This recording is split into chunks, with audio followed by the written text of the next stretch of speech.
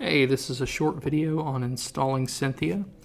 Before we get started, you're going to want to make sure that you have all privileges, including super privileges, on the database that you're attempting to install to, which may or may not be available on all shared web hosts. You're going to want the latest version of PHP 7, along with all required PHP modules. There is a page out there on the site with those modules. However, Synthia will do a module check before installing, so it's not going to let you get through the install without having everything you need. When you registered, you should have seen a Synthia_latest.tar available in the client account.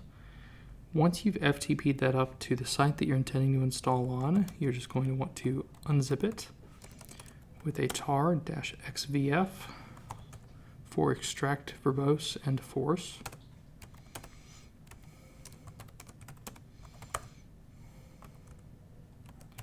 So that's going to give us the basic Synthia file structure.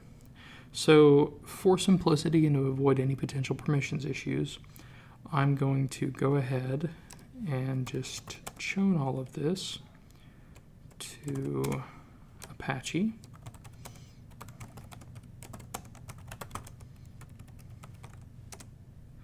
So the installer should be able to write anything that it needs to during the installation.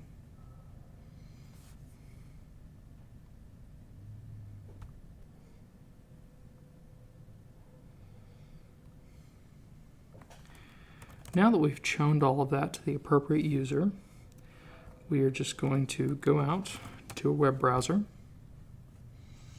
And in this case, it's going to be synthia3.grizzlysts.com. And you're going to see the PHP checklist along with a file access checklist, just to make sure that we've got access to all the right files.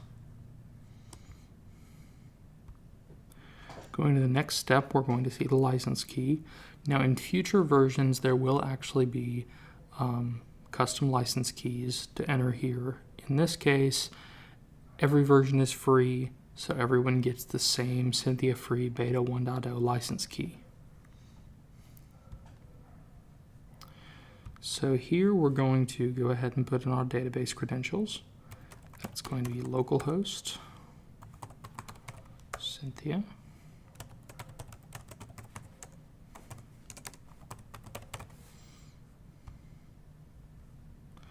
All right, for our website title,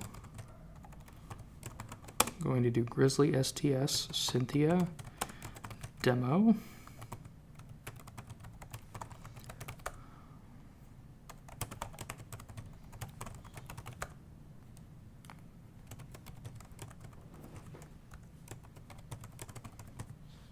Now in this case, I'm using fake SMTP credentials, but if you're installing this in a live environment, Synthia does use the SMTP configuration in order to send and receive email, and it will not do that otherwise. That was done as a both a security and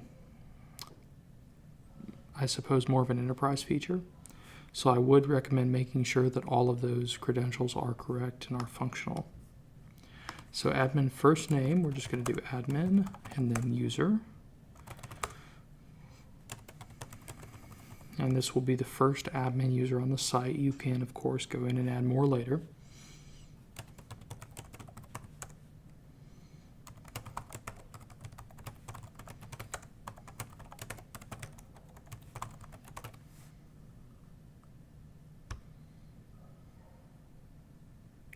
So as you can see, setup only takes a couple of seconds. It's a very small database, and all it's doing is doing that database creation on the back end. You're going to have kind of a default purplish theme that can be customized.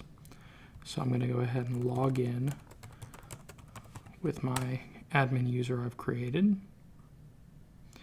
And as you can see, when it first installs, it's going to go out there and it's going to run basically a fake update to version 1.0.0.1 just to make sure you're actually able to hit the update server.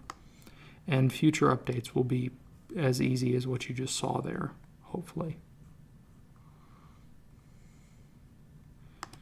And we'll go ahead and visit the front end as well. And as you can see, this is what would be presented to your clients. The main difference between this and the admin page is that it's got a register here section, because you do expect people accessing support to be able to register, versus you want an administrator created from the back end. So that was the entire install, and I'm going to do a quick walkthrough of the platform in the next video.